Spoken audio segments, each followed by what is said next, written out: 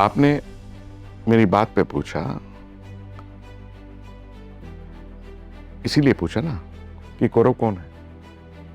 हुँ? कौरवों से आपका क्या मतलब है? कौरव तो एक शब्द है। मैंने कौरव जो है किसी वंश को नहीं बोला है। कल के वीडियो में या जो आपने पोस्ट किया, मैं तो आपसे चर्चा कर रहा हूं। मैंने किसी वंश को नहीं बोला है। जो अधर्म के साथ खड़ा है वो कौरव है। जो भी लोग पूछ सकते हैं, मतलब आपके भी कौरव कौन है, मतलब ये स्वाभाविक है कि धर्म के साथ कौन खड़ा है और धर्म के साथ कौन नहीं खड़ा है।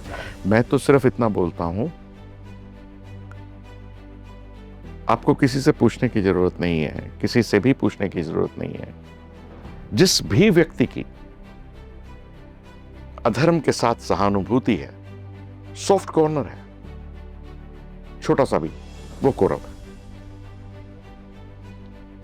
कौरव वंश में पैदा होने का मतलब यह नहीं है कि आप कौरव हैं या धृतराष्ट्र के यहां आपने जन्म ले लिया, किसी भी तरह से धृतराष्ट्र के यहां जन्म ले लिया तो आप कौरव हो गए और दूसरी तरफ वाले पांडव हो गए क्योंकि वो पांडु के पुत्र थे।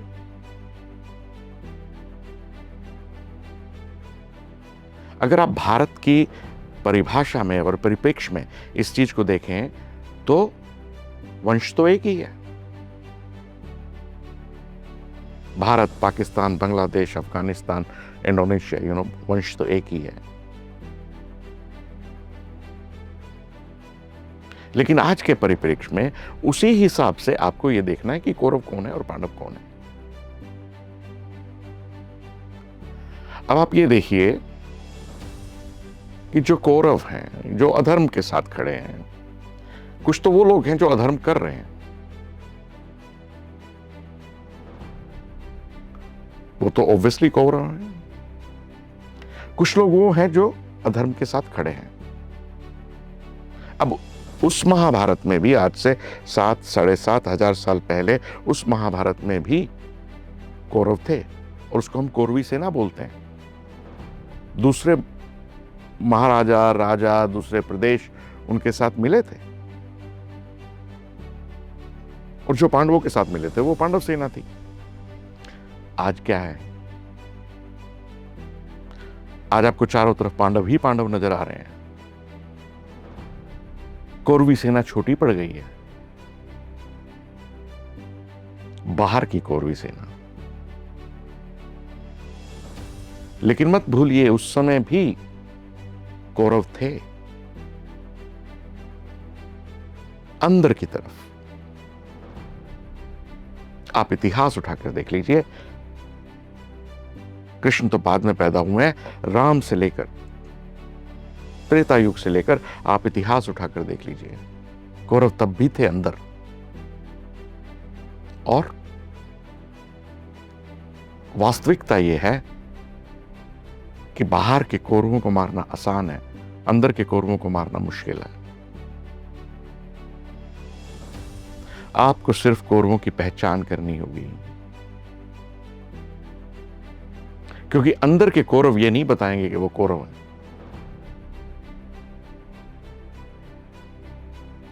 आपको करनी होगी।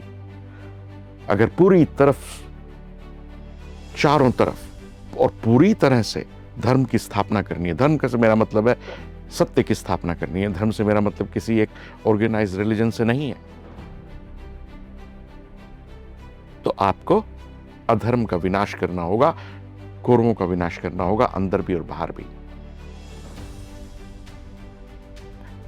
ऐसा हुआ है, ऐसा हुआ है और ऐसा होता रहेगा, आगे भी होता रहेगा। देखिए, आप अपने पूर्व जन्मों के कर्मों से पैदा होते हैं, ये मेरा मानना है। आप किसी राजा के यहां, महाराजा के यहां, किसी बड़े घराने में जन्म ले सकते हैं, लेकिन दुर्योधन ने क्या किया? धृतराष्ट्र बड़े पुत्र थे, उनके घर में जन्म लिया, लेकिन होनी देखिए कि युधिष्ठिर से छोटे हुए। तो आप अच्छे कर्म करके इस जन्म में बहुत अच्छा भविष्य पा सकते हैं। ऐसा हुआ है और ऐसा ही होता रहेगा आने वाली सदियों तक, आने वाली इस सृष्टि में ऐसा ही होगा, क्योंकि आपको वही भुगतना है। लेकिन आप अपने वंश को भी खत्म कर सकते हैं अपने इस जन्म के कार्यों से, जो दुर्योधन ने किया। सत्ता गई, सुख चैन गया,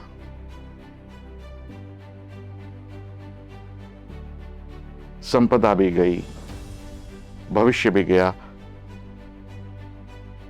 और खानदान भी गया। तो मैं आप सबसे यही गुजारिश करता हूं कि आप अपनी किसी भी उपलब्धि को जो आपको मिली है आपके पिछले जन्मों के कारण, उस पर एतराएं नहीं, उस पर घमंड नहीं करें, बल्कि आप ये सोचिए कि परमात्मा ने आपको ये जन्म जो है पिछले जन्मों के ऊपर बनाने के लिए दिया है। ये सीढ़ी है, चढ़िए। मेरी तो इच्छा है कि आप सभी लोग इसी जन्म में चढ़ जाएं, इतनी सीढ़ी, कि सर्वोच्च सत्ता में लीन हो जाएं, मोक्ष को प्राप्त हो जाएं, खुद कृष्ण बन जाएं।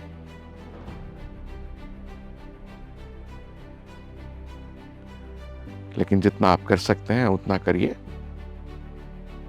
चीजों को समझिए, अपने कर्मों पर ध्यान दीजिए।